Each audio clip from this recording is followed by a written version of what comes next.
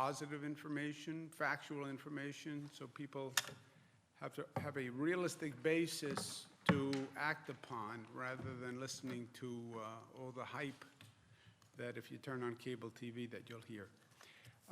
We have now been testing around the clock, as you know.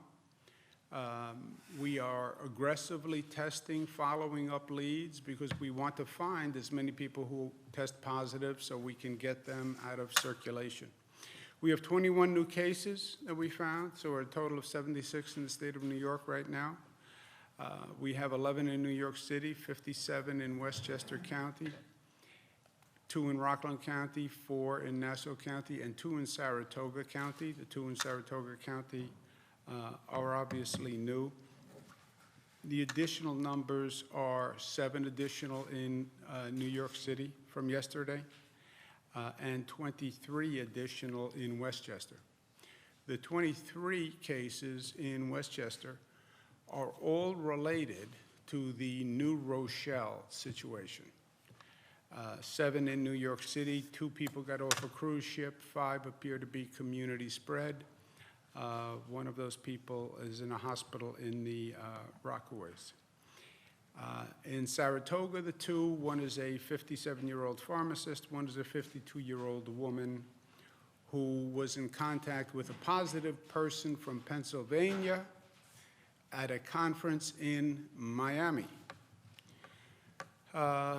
So, as I said, that's 76, and that brings the total for Westchester to 57 cases. Westchester is an obvious problem for us. They talk about the contagion in clusters, and then the clusters tend to infect more and more people. So obviously you want to pay special attention to those situations. I spoke with the county executive of Westchester County, George Latimer, the mayor of New Rochelle, Noam Branson, Congresswoman Nita Lowey. I spoke with Senate Leader Andrea Stewart-Cousins about this, and all the respective health commissioners.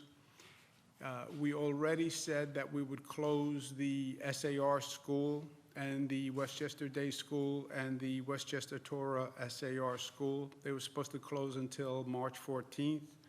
With this new information, we may need to reset that quarantine period. We're checking out to see if one of the new cases was in proximity with people later than the initial setting of the quarantine. The quarantine is 14 days from the last possible exposure, right? So with these new cases, is there a possibility that there was an additional later exposure? And that's what we're checking now. So there's a possibility that those quarantine periods may be extended. We're also going to instruct that nursing homes, senior living situations in that immediate area of New Rochelle will suspend outside visitors. Again, the nursing homes are the most problematic setting for us with this disease. So we are hyper cautious about nursing homes, assisted living facilities, senior housing, et cetera. And we're now doing a census of those types of facilities in this immediate New Rochelle area to put that position in place, no outside visitors.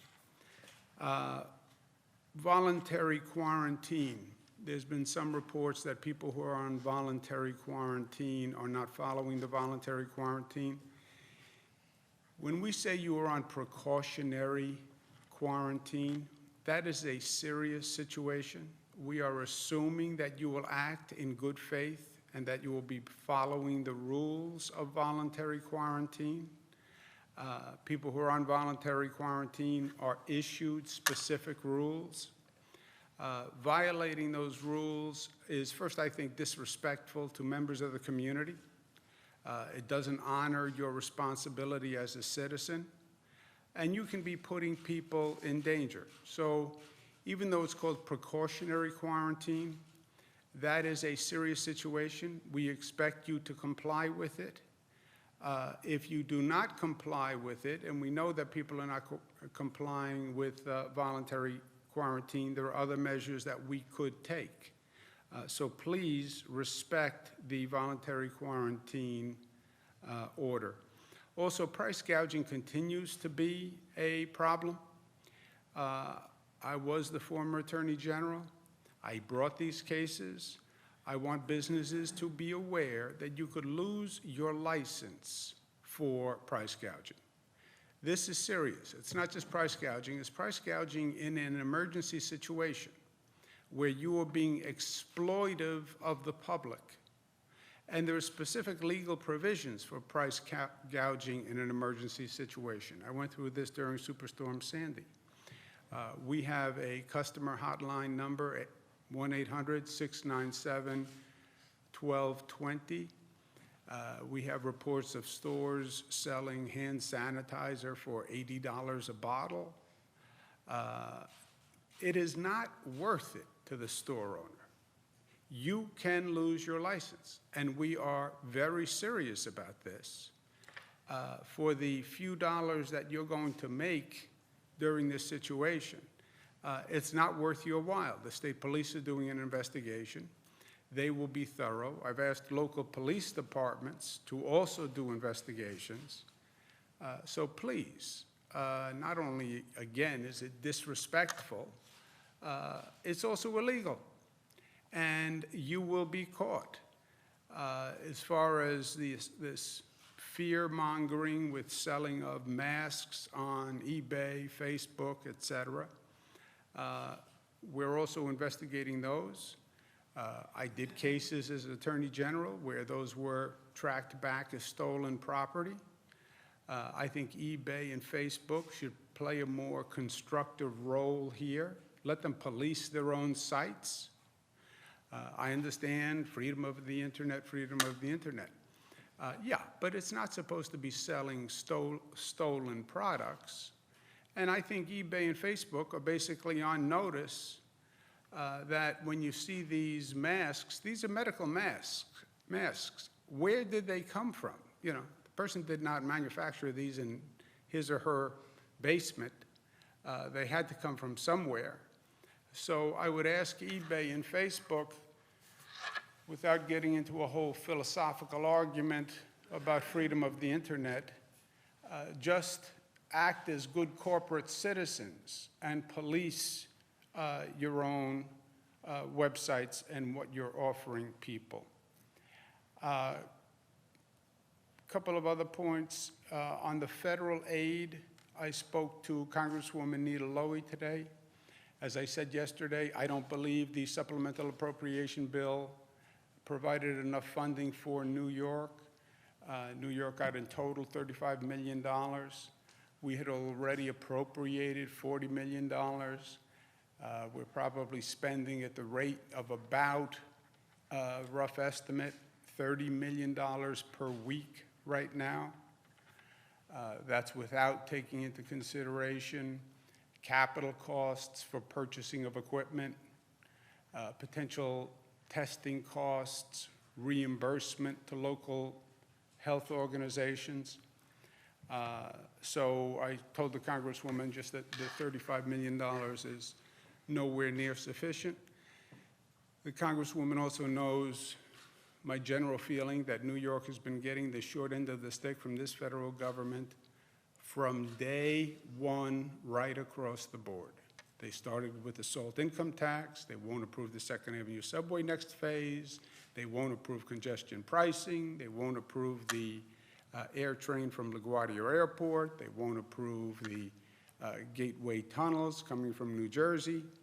So, and then they took this gratuitous action of ending our global traveler program to extort and exploit us into actually providing access to the DMV database because they want the undocumented drivers. So these are all gratuitous acts. And at one point, enough is enough. Congresswoman Lowey has been phenomenal. I've known her for many years. She worked with my father actually before. She's a great advocate for New York. She got us the funding for the Tappan Zee Bridge. So she is She's very effective as a legislator. And I went through the situation with her, and she said this is just a starting point, and she will work deliberately to make our case to the federal government, and if she gets a chance in subsequent legislation or a subsequent opportunity to amend this legislation, that she would take that into consideration. Our relationship with the CDC is also problematic on an ongoing basis. We have the capacity to perform tests. We have a sophisticated state lab. We have sophisticated laboratories in our state. We are not reliant on CDC for doing the testing. CDC is a bottleneck for this nation in doing the testing. You go to CDC, the tests have to go back to Atlanta, they have to do the test, they then have to send it back. I believe the CDC was caught flat-footed. I believe they're slow in their response, and I believe they're slowing down the state. We needed CDC approval for a lot of these things. So first, we could only use the CDC, we could only send tests to the CDC. We then implored them to allow the state to do its own testing. Finally, they allowed the state to do its own testing. It became clear that we needed more capacity than just the state tests performed at a state laboratory. So we asked to allow us to contract with our commercial laboratories. That took a long time to get that approval. We now have the approval for the outside laboratory contracting. The next hurdle is something called automated testing, which is done by robotics, and it's much faster. So the labs that we are now going to contract with, and we have several approved, Northwell Health, which has a tremendous laboratory facility and testing capacity, New York Presbyterian Memorial Sloan Kettering, University of Rochester Medical Center, Roswell Park, and SUNY Upstate Medical University. We will be contracting with them to do testing. Many of them have automated testing available, but right now CDC does not allow the automated testing. So my position with CDC is, look, it's one thing that you don't do anything to help us, but at least don't handcuff us. And that's where we are right now. So the next hurdle to jump with CDC is to get them to allow us to do automated testing. If we get these labs on board, we get automated testing, we increase our testing capacity exponentially. And that is critical to what we are talking about at this particular time in this evolving situation. I have officially done a declaration of emergency, which gives us certain powers. We're going to be doing purchasing and hiring more staff, especially to help local housing authorities, local health departments that are very stressed. You know, we've said to the local health departments, you have to do the monitoring on the quarantine, mandatory quarantine. Somebody has to go knock on the door once a day at random intervals. They have to make sure the person is there. Even on the voluntary quarantine, we want electronic checking in. So this is labor intensive. So we need the staffing, we need the purchasing. Under the declaration of emergency, we have a more expedited purchasing and testing protocol, and we're going to be doing that. Last point is always the most important point. What are we doing? We are testing aggressively, especially along suspected populations by following the infection tree, because we want to identify people, because we want to put them in a position where they're not going to infect anybody else. We want to find positives.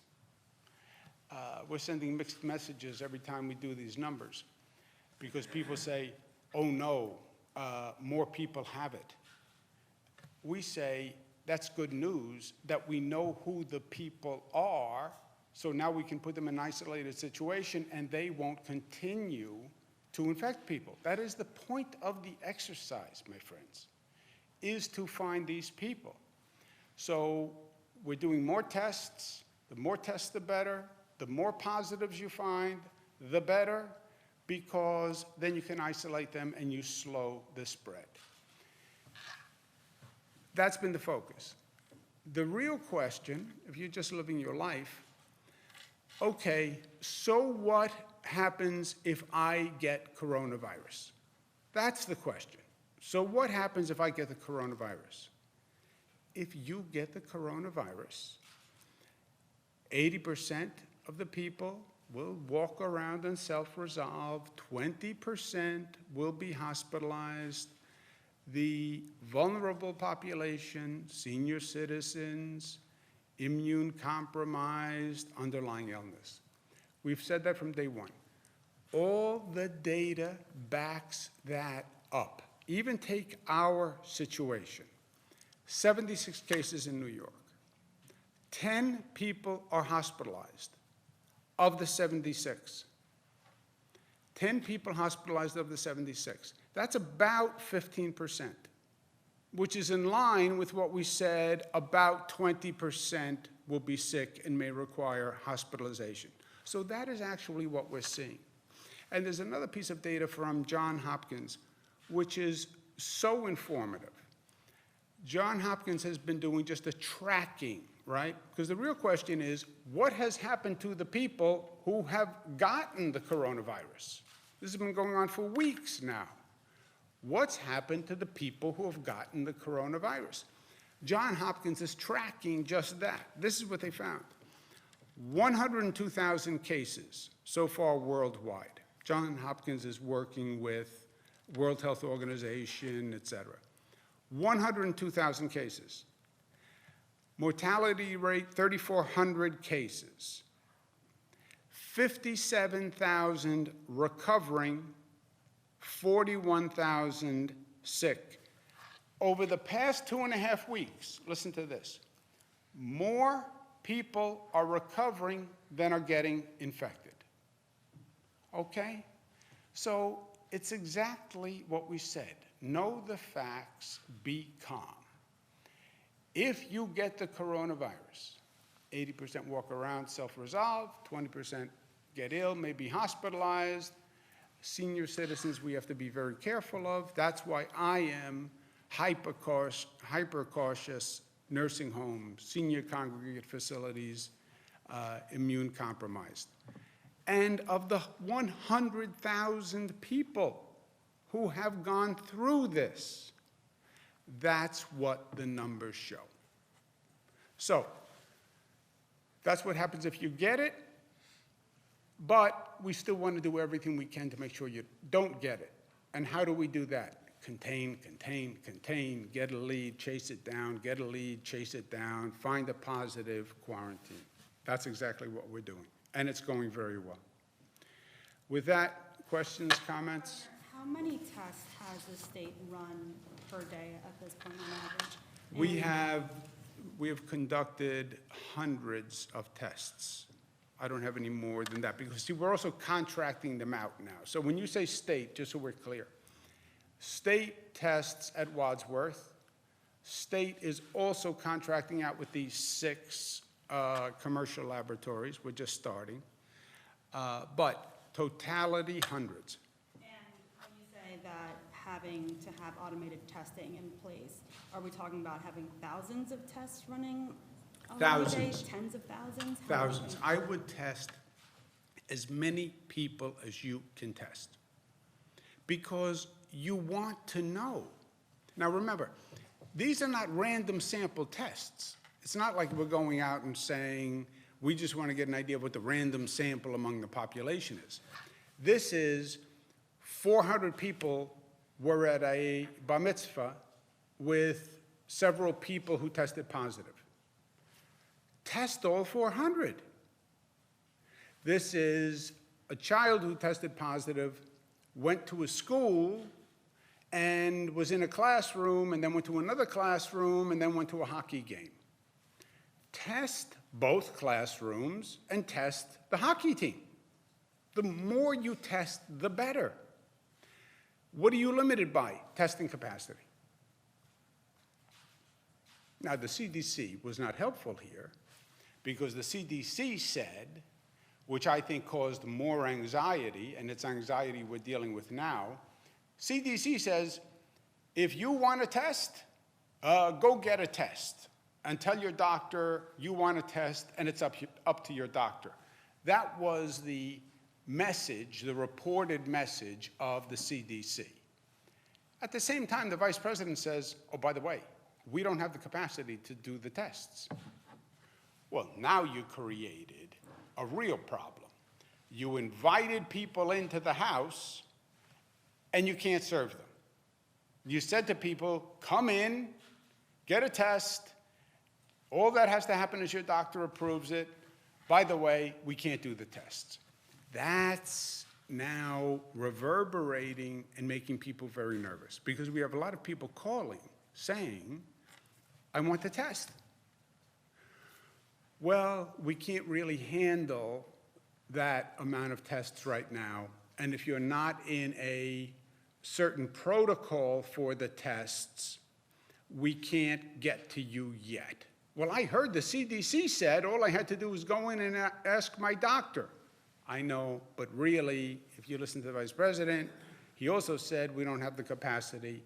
That has caused consternation, anxiety, and worse than the virus, you know what's worse than the virus?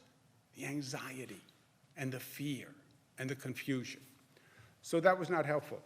You cannot invite more people for the test than you have the capacity to test. Sounds like common sense, right? 1 + 1 + 1 still has to equal 3. And that's what we're doing in New York. We have a protocol on prioritization of tests that fits our capacity. As our capacity to test grows, we will expand our protocols for who can get tested. But the protocol for who can get tested has to match the capacity. The number coming in to the pipeline has to equate with the number going out of the pipeline. Governor, we've seen a number of big events be canceled throughout the country in recent days. What would your message be to somebody in New York who might be hosting a convention, I don't know, a basketball game, a concert? Should those go ahead at this point? My message would be, if you are a senior citizen or immune compromised, I would think seriously about attending a large gathering now. I've said that to my mother. My mother is a elderly person. She doesn't know it or believe it or act like it, but she is. I've said to her, I would not be going to large gatherings. I would be using hand sanitizer when you're moving around the city. She lives in New York City. But in terms of closing any gatherings, if that's going to happen anywhere, it's going to happen in New Rochelle. We have a situation in New Rochelle. You're seeing those numbers in New Rochelle expand as you have seen in other clusters around the country. And 1 becomes 2, becomes 4, becomes 10, becomes 12, and 12 people then go out, and 12 people touch 200, and 200 touch 400, and 400 touch 800, and that's what we're now dealing with. That's where you start to come up with no large gatherings, et cetera. We are closing the schools in that community. We have closed the schools. We may extend the closing of those schools. Today, we're expanding it to precautions with nursing homes, senior care facilities, et cetera.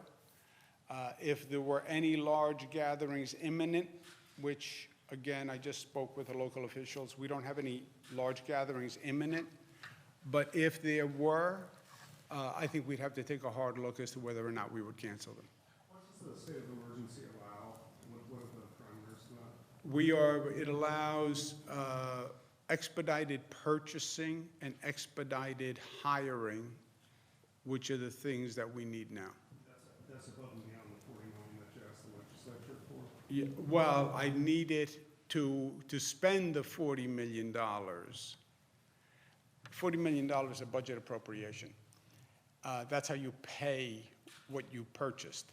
The purchasing requirements, some of the purchasing protocols are waived during an emergency declaration. Timelines for an RFP, et cetera. Governor, do you have any update on the SUNY students that were supposed to be called back from abroad?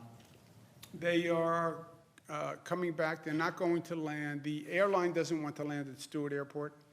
The airline wants to land at Kennedy Airport because they have more personnel, more services at Kennedy Airport. We said, fine. The general parameter is if they can home quarantine, fine. If they can't home quarantine, we'll have SUNY congregate dorms for home quarantine. Do we have anything new there? 73 is the number, sir, on the airplane as it lifted off. Sorry, can you repeat that? There are 73 students that were on the flight, which is now on its way back. Can you break down the state's $30 million in spending weekly? What is that going towards? It's going towards everything. It will be going towards staff hiring, equipment purchasing. We're purchasing swabs. We're trying to purchase masks.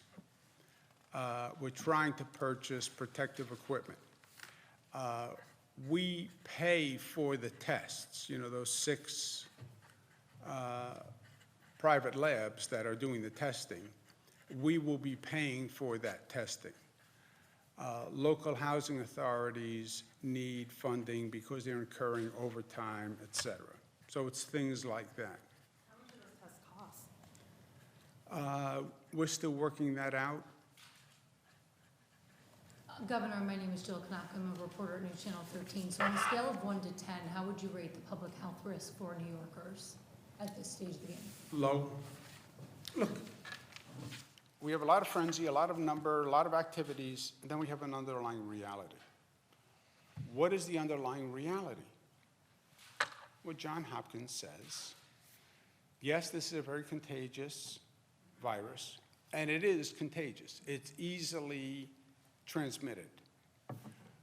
But the bottom line is, okay, so what happens if I get it? What happens if I get it today? I don't consider myself elderly. That's the caveat, okay? 80% self-resolve, 20% hospitalization. Underlying illness, if you have an underlying respiratory illness, this could be very serious. If you have a compromised immune system, this could be very serious. If you're battling cancer or you're HIV positive, this could be very serious. If you already have pneumonia, this could be very serious. Otherwise, you will basically have symptoms for 2 weeks, and you will recover. Just playing devil's advocate here, what happens in the event that New York's healthcare system becomes overwhelmed down the line? Don't let it become overwhelmed. Governor, And look at the numbers. We have the numbers, look at the numbers of people, the rate of people who are being hospitalized, right? You take, well, Johns Hopkins doesn't say how many are hospitalized, but we have 76 people, 10 in hospitals, 15% hospitalization rate. Have you or state ever thought about manning like a 24-hour hotline with medical professionals for New Yorkers that might be interested in talking to a person around the clock if they have concerns? We are now looking at telemedicine. We're studying what China did. You know, China went both ways. They sort of got caught flat-footed when it started, depending on who you believe, by the way. But then they turned the corner, and they got very aggressive about the handling of it. Very aggressive with quarantine, by the way, which the post-mortem is China's aggressiveness with the quarantine was a big reason they turned the numbers around. But telemedicine was part of that. Mandatory quarantine, staying home, work from home, closed schools, closed restaurants, food deliveries to the home. They were very quick and aggressive on their implementation of quarantine aspects. They would say, even if you look at South Korea, they would say the only way to stop the spread is an aggressive containment strategy. And when you look at New Rochelle, look at the increase in those numbers in New Rochelle. They are very high, right? Since it started, it has just continued to increase dramatically. Well, if you had said day one, everyone in New Rochelle, you must stay in your home. Yeah, it could have reduced the rate. Mandatory quarantine for everyone. Now, see, that's easier to do in China, you know, but it'd be highly disruptive to the economy. But there's no doubt that massive quarantine is the best way to slow the spread. One quick thing, sorry Jesse, one quick thing. On the hotline, there is actually a hotline that if New Yorkers have questions about their previous travel or any symptoms they're having, it's 888-364-3065. How many tests are coming at this point with that number? Because it's not on PRH. How many tests of what? Pending, so How many open tests? open tests? How many open tests? What do we think? Well, in Westchester, that's ongoing testing. We have ongoing testing in Westchester. It's It's more than dozens. Dozens. I can get it to you right afterwards. Is one test kit that can reach or can test up to 500 people? no. Is that, what is, There is one test kit per person. okay, thank you. You get sampled, we call it sampled, one sampling kit, you get sampled, the sample gets sent to the lab runs the test. We need CDC. This is the third engagement with our federal colleagues. We needed CDC to authorize the state lab. They finally did. We need CDC to authorize the state lab to contract with outside labs. They finally did. We now need the CDC to authorize automated testing, which is robotic testing, which exponentially increases the number of tests that you can do because they're not manual. You don't have a person manually adding the agents to the test tube, et cetera. Governor Trump said yesterday he wants to keep the passengers on a cruise ship off the coast of San Francisco on the ship because he doesn't want more positive test cases. It seems like they're taking the opposite approach, saying more positive test cases are good because we know they protect. Is that intentional? And any concern that conflicting approaches would hinder more federal aid or the things you're asking for from the CDC? Well, a cruise ship is a little bit of a different situation because they are by definition isolated. They could only spread to that universe on the cruise ship. What we're dealing with is people who are walking around the community, and somebody's going into a hardware store and then going into a restaurant and then going to a place of business and an office. In that situation where you have the potential that a person will be contacting people who are not informed and not wary of this situation, that's a much different situation. In Washington, a nursing home is at the center of the coronavirus outbreak, and there's been, I think, about a dozen deaths so far. How is the state preparing to deal with this virus if it does get to a nursing home or retirement facility? Are there any regulations, protocols to ensure that it stays contained or proper medical treatment is? Yeah, look, that has been from day one. That is really, if you ask me what's this all about on the bottom line, what do we have to worry about? I've said to you from day one, we have to worry about nursing homes. They have been given specific guidance, specific protocols, specific instructions to the staff. New Rochelle, we're going to be taking an added precaution, no outside visitors. But that is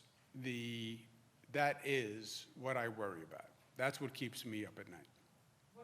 Can you detail what the guidance is or protocols? We can get that for you. And believe me, the nursing homes are well aware of this. You know, and we've discussed a number of things. We'll say no outside visitors to any nursing home. You know, but that's tough too. That means a person in a nursing home, their family can't come, their children can't come. So all of these things are a balance and a trade-off. All right, thanks, guys. Thank you.